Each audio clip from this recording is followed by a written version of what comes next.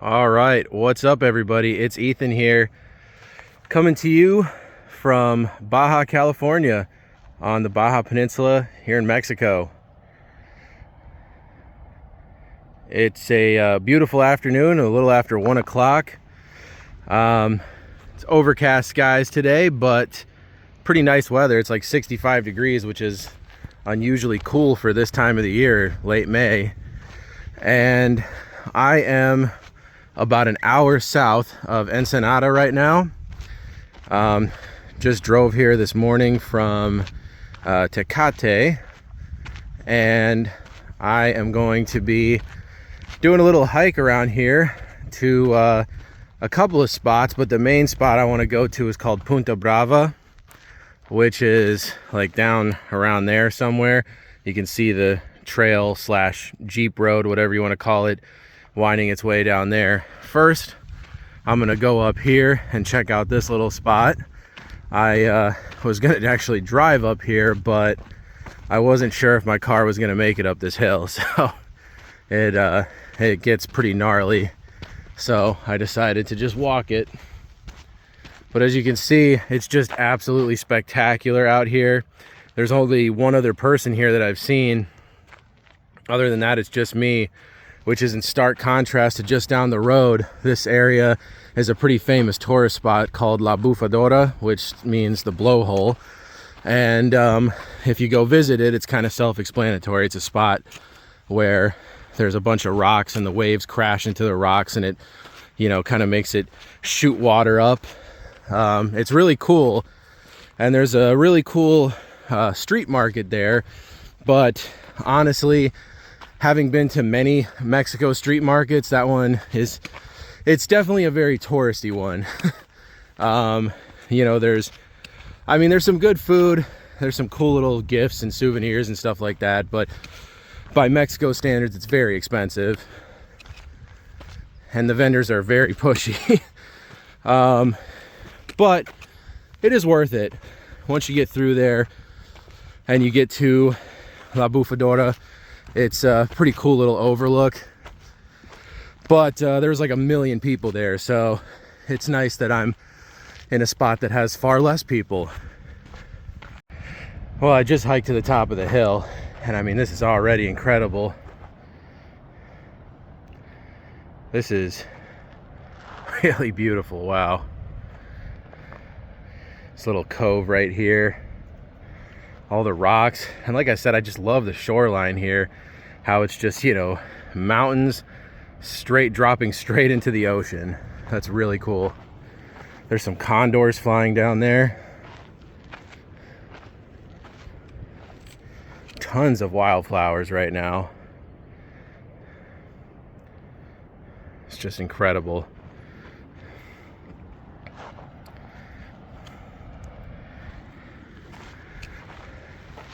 So I think I can see, I'm pretty sure, I mean, that's the only option, so that's got to be the trail that I'm going to be hiking.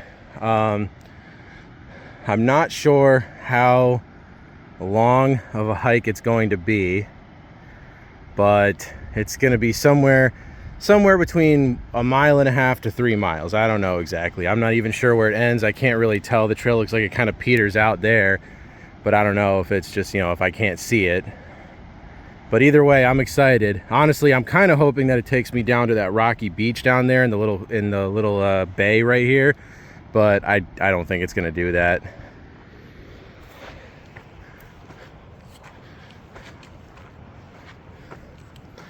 But whatever happens, I'm definitely up for it.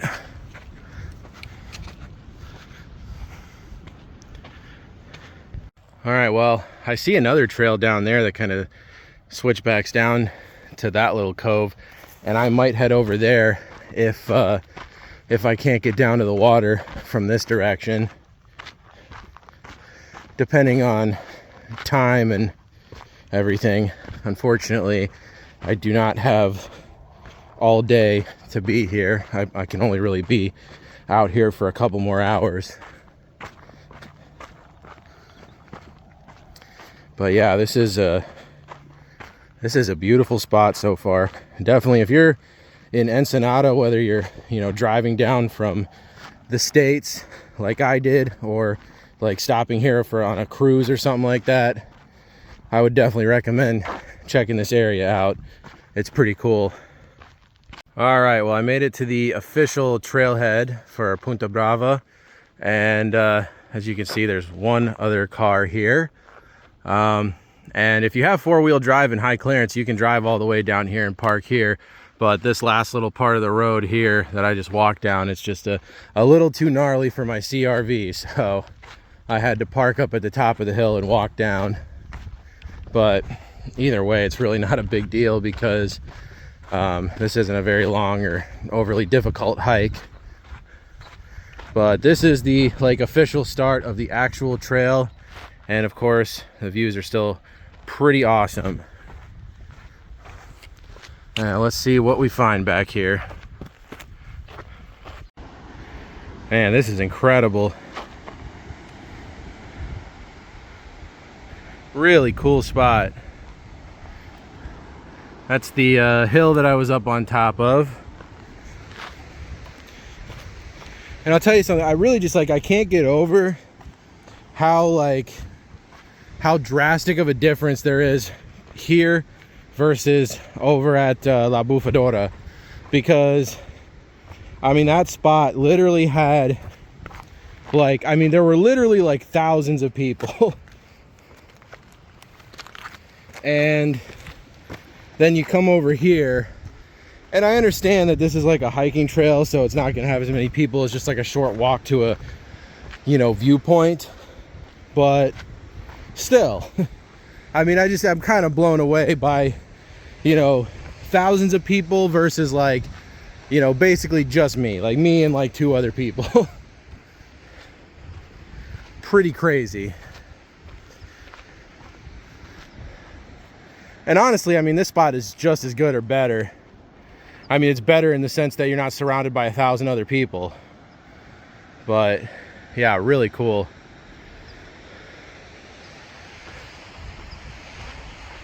That little section of trail I just went through was actually pretty gnarly. A lot of, I mean, it was very steep, and some, even a little bit of scrambling. So, yeah. By the way, for those of you who use all trails, just be warned, if you ever hike in Mexico, which I highly recommend because there's a lot of awesome hikes here, but if you ever do, just know that all trails reports are going to be very inaccurate. With a lot of these trails I've hiked in Mexico, I've kind of just had to go into it a little blind, because like I said, all trails just doesn't have accurate information usually. Not sure why, but it's, yeah, I mean, like basically the elevation gain is almost always off. The mileage is often not right. And it can either be like, you know, I've done hikes where it was supposed to be like really easy and it ended up not being easy, and, you know, vice versa. So it just kind of adds to the excitement, I guess.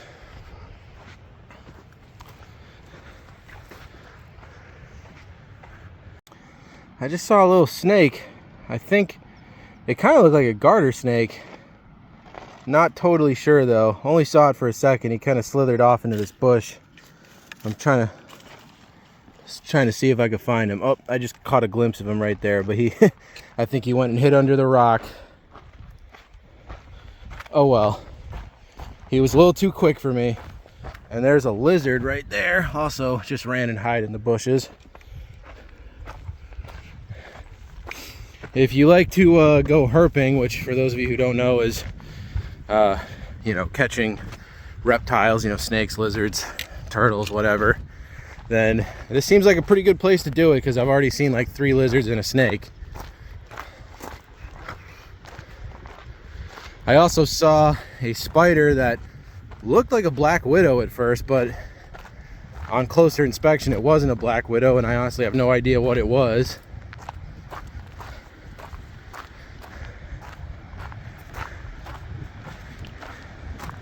But But yeah, lots of cool little critters so far. And so I'm gonna say that this definitely does not go down there, which is unfortunate, but it looks like it goes up to like a viewpoint up there. That might be the ending point, which really isn't too bad. Pretty easy hike, if that is the end of it. And a really cool area. That's cool. There's like a little window in that rock up there. Very interesting. That looks like a monkey's head or something. Once you see it, you can't unsee it. And there's a cool little tiny island over there. And I think I'm getting pretty close to the end of the trail here. Not sure how close it's gonna get me to the water, but we're definitely going down closer and closer to the shoreline down there. So I just want to be able to, you know, touch the water at least for a second. I know it's going to be like freezing cold, but I don't care. And that's also like, I mean, honestly, I can see there's like another little faint trail here. I may go down there because there's a ton of tide pools, and I mean, that looks like it would be so much fun to explore down there. I mean, there's got to be like a ton of cool animals hanging out in those tide pools. You can always find some really cool stuff in tide pools like that. This is so freaking cool. Like I said, if you guys are in the Ensenada area, you have got to check this trail out. It is spectacular. Look at that. There's like a little cave down there. That is amazing. And the water is a beautiful color here too. Not like the Caribbean water type of color, but it's different. I mean, it's equally beautiful in its own way.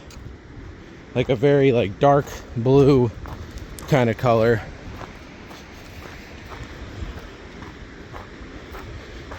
Which is cool for me because, you know, I grew up, for those of you who don't know, I grew up on the East Coast, and I used to go to one of our regular vacation spots as a kid was going to Ocean City, Maryland. And for any of you who know about Ocean City, Maryland, you know that the water does not look like that. It's kind of more of like a puke green color.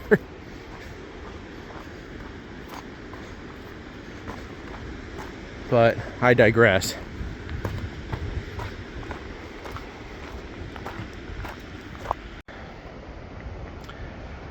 That shoreline is just incredible. I mean, how can you not be blown away by that?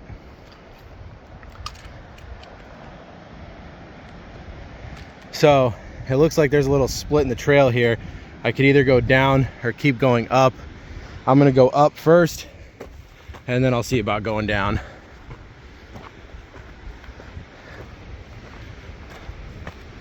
We'll see where this upper trail leads to first though. All right, well, this is the end of the trail. Kind of a anticlimactic finish, honestly. But I mean, who cares? The whole trail was spectacular, so I don't know what I was expecting, but I wasn't expecting it to end at a fenced off area saying private property. But anyway, so this is the little ending viewpoint here. I got pretty close to the water, but not all the way down. So I'm still hoping I can find a way down. I think I saw a couple of places where I could get down to the water. There were like little trails that went down there. So I will give that a try, and we'll see what happens. The one area I really wanted to check out was where those little tidal pools were. Tide pools. Those looked pretty awesome. So I'll see if I can check those out. If not, then no big deal, because this was still a spectacular hike. I was trying to figure out the way that they got down here, and I finally did. Found this little side trail here. What up, Seagull? Now look at this. I mean, this is just so cool. The waves hitting these rocks here.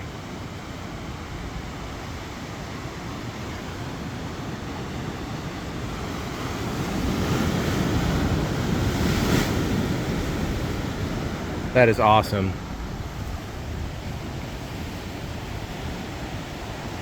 So I'm gonna go all the way down and try not to disturb them while they're fishing.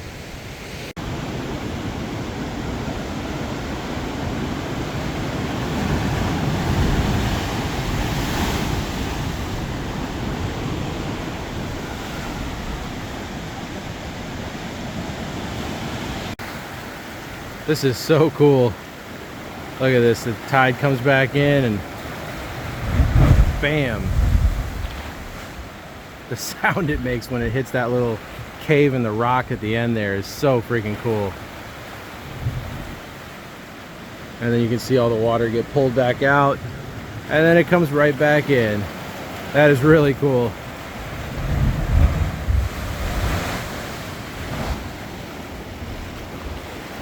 I mean, is this not one of the coolest shorelines ever? That is awesome.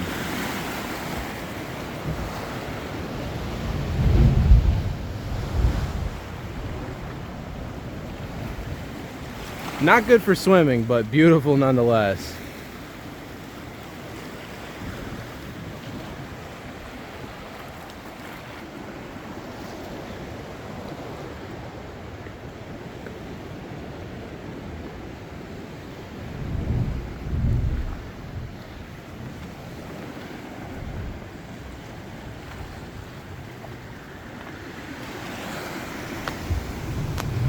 Yeah, this is crazy.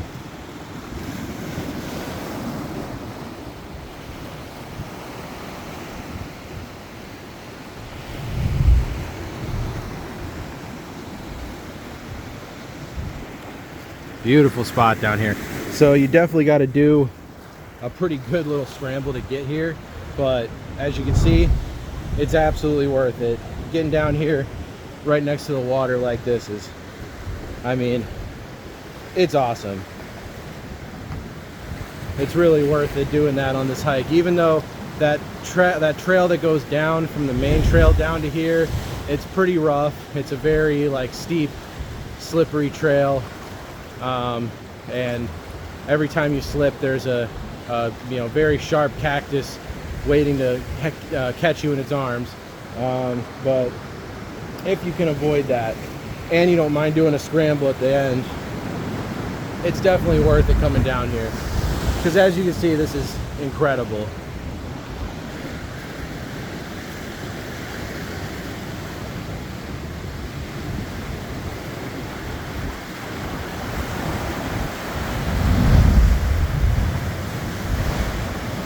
All right, well, I've been sitting here chilling for a few minutes. The tide is starting to get pretty high though, so I think it's about time to get out of here and start hiking back towards the car.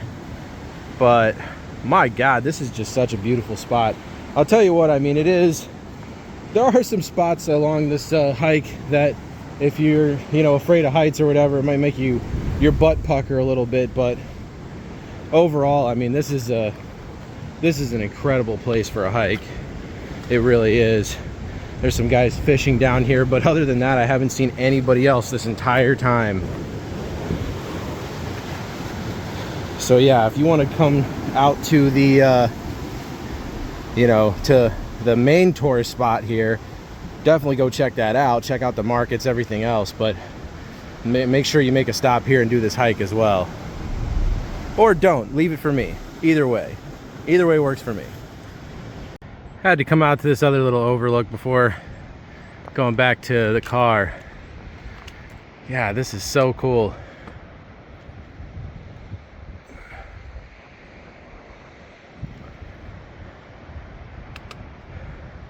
You can see a cruise ship way out there in the distance. Big old cruise ship out there. Lots of cruise ships dock in Ensenada.